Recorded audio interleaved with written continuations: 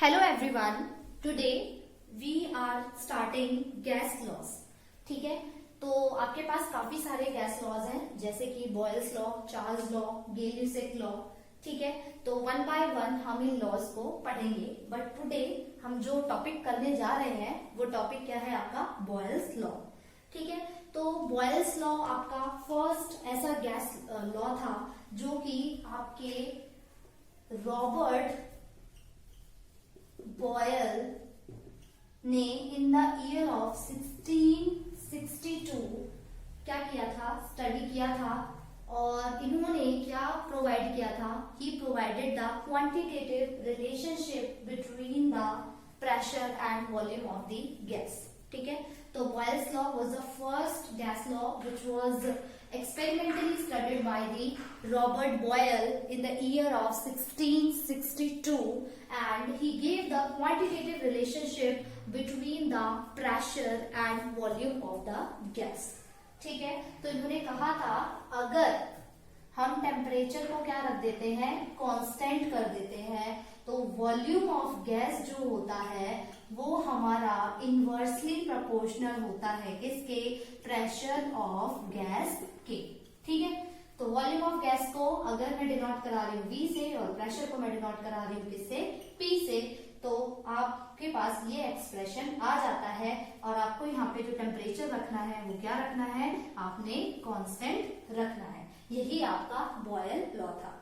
When you remove this proportionality, you will get a constant of proportionality over here, and you will multiply this constant with 1 by P.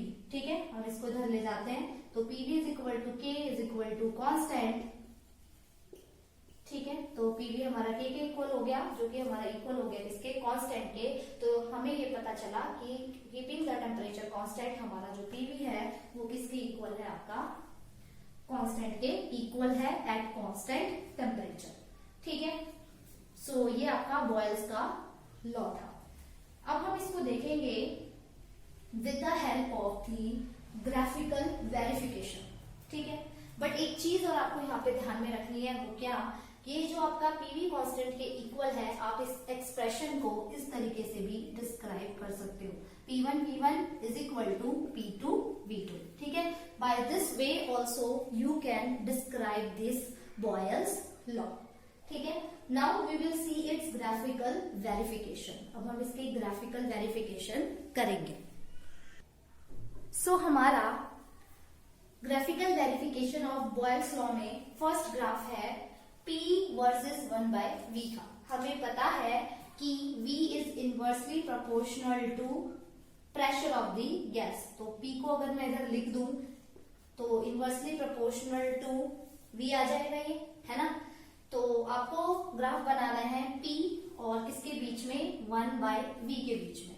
ठीक है, तो P और 1 by V के बीच में जो graph बनेगा, इसकी भी पावर 1 और इसकी भी पावर पूरी क्या है, 1 है. So how it will be, this will be like this. ठीक है, आपको इस तरीके का ग्राफ क्या होगा, ऑब्जर्व होगा.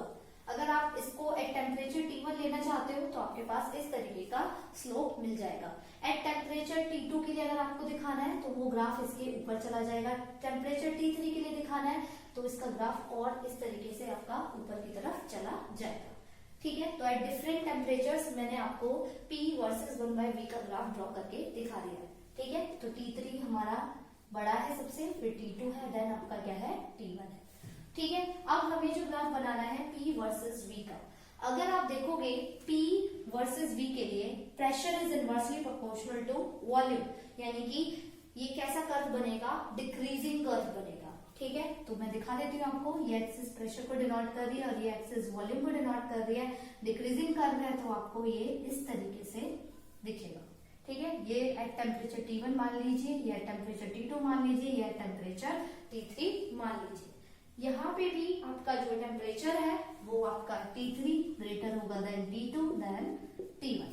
ठीक है, so this is how you will draw the graph of P versus V.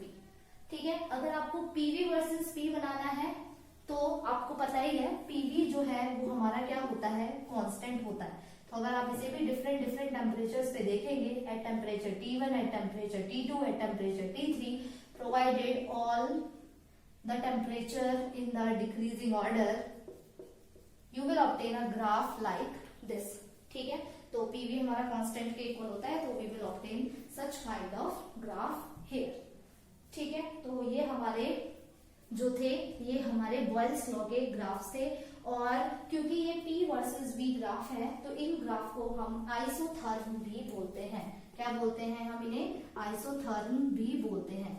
Therm यहाँ पे जो डिनोट कर रहा है वो टेम्परेचर को डिनोट कर रहा है, और बॉयल्स लॉ में हमारा जो टेम्परेचर है वो हमने क्या रखा है? कांस्टेंट. ठीक है, पहले मैंने एक टेम्परेचर T1 कांस्टेंट रखा, उसके बिहाफ पे मैंने वेरिएशन चेक किया, फिर T2 टेम्परेचर, मैंने टेम्परेचर को थोड़ा बढ़ा के उसका वेरिएशन देखा है, फिर मैंने टेम्परेचर को थोड़ा और बढ़ाया, और फिर उसके बाद मैंने यहाँ पे क्या करा है? इसका वेरिएशन देखा है. ठीक है, तो ये ग्राफिकल वेरिफिकेशन थी इसकी. अब बात आती है सिग्निफिकेंस. इस बॉयल लॉ की जो हम देख रहे हैं, इस बॉयल्स लॉ की सिग्निफिकेंस क्या है?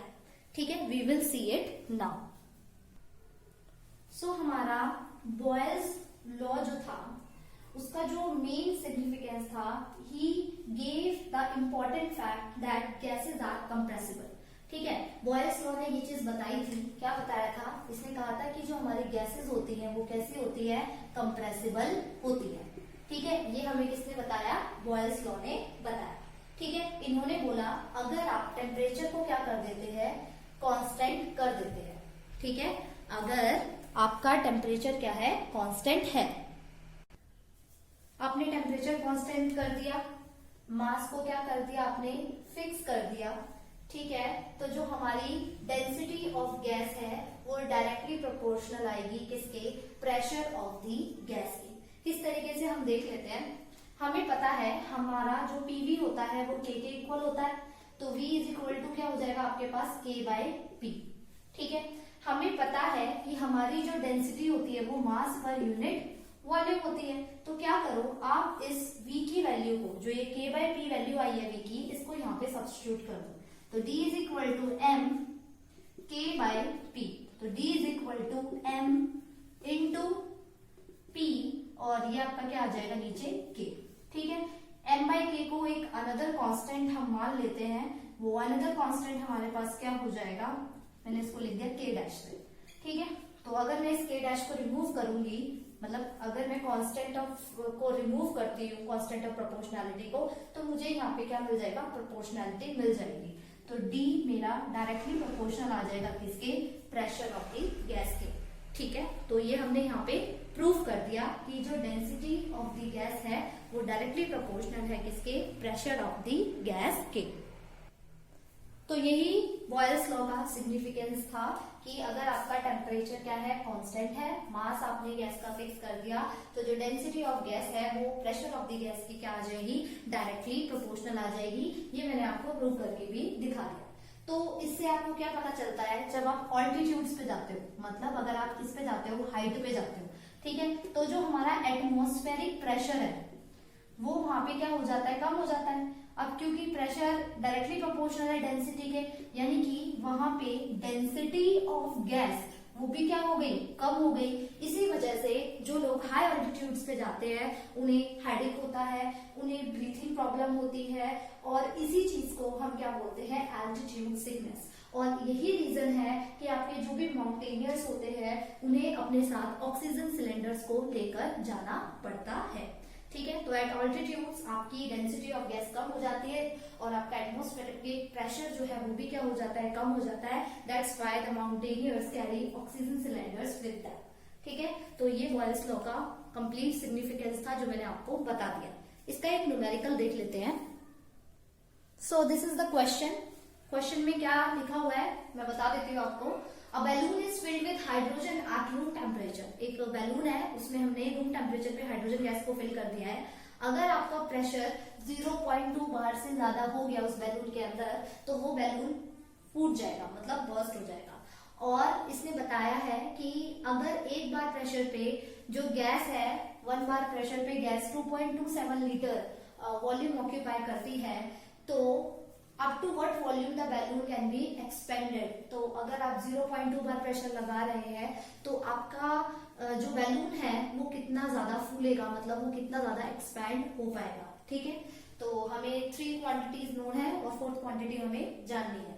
तो मैं मान लेती हूँ कि मेरा जो P1 है यहाँ पे वो कितना दे रखा है, यहाँ पे 1 बार, ठीक है। और मुझे वॉल्यूम कितना दे रखा है, V1 2.27 लीटर, ठीक है। P1 हो गया, V1 हो गया। अब लिख लेते हैं क्या, P2 एंड V2। P2 हमें कितना दे रखा है, 0.2 बार, और V2 हमें क्या बोला है, कैलकुलेट करना है। और रूम टेम्परेचर है तो टेम्परेचर आपका क्या है, यहाँ पे कांस्टेंट है। और मैंने बताया भी था आपको गैस लॉस जो है वो किस पे हम पढ़ेंगे, रूम टेम्परेचर पे ही पढ़ेंगे, ठीक है। तो हमें पता है according to the Boyle's law P1 V1 is equal to what, P2 V2। तो P1 कितना है यहाँ पे, 1 into 2.27। Only you have to do is you have to substitute the values, ठीक है। तो V2 इज इक्वल टू हो जाएगा 1 into 2.27 डिवाइडेड बाय 0.2। तो जब आप इसको सॉल्व करोगे तो आपके पास आंसर आ जाएगा 11.35 लीटर, ठीक है। तो this is the volume up to which your balloon will expand, ठीक है। एक चीज ध्यान रखना, क्या अगर आपका प्रेशर बार में दे रखा है, मतलब प्रेशर की यूनिट बार दे रखी है, तो वॉल्यूम आपने किस में लेना है, लीटर में। और अगर प्रेशर की यूनिट mm में दे रखी होगी तो वॉल्यूम आपको किस में लेना है, मिलीलीटर में लेना है, ठीक है। So this is all about the Boyle's law. आज हमने देखा कि बॉयल्स लॉ क्या होता है, उसकी ग्राफिकल वेरिफिकेशन हमने देखी, उसका एक्सप्रेशन देखा किस तरीके से डराइव हुआ, उसका सिग्निफिकेंस देखा, और उस पर बेस्ड हमने एक एग्जाम्पल भी सॉल्व करके यहाँ पे देख लिया, ठीक है। So I hope it is clear to you all. Thank you class.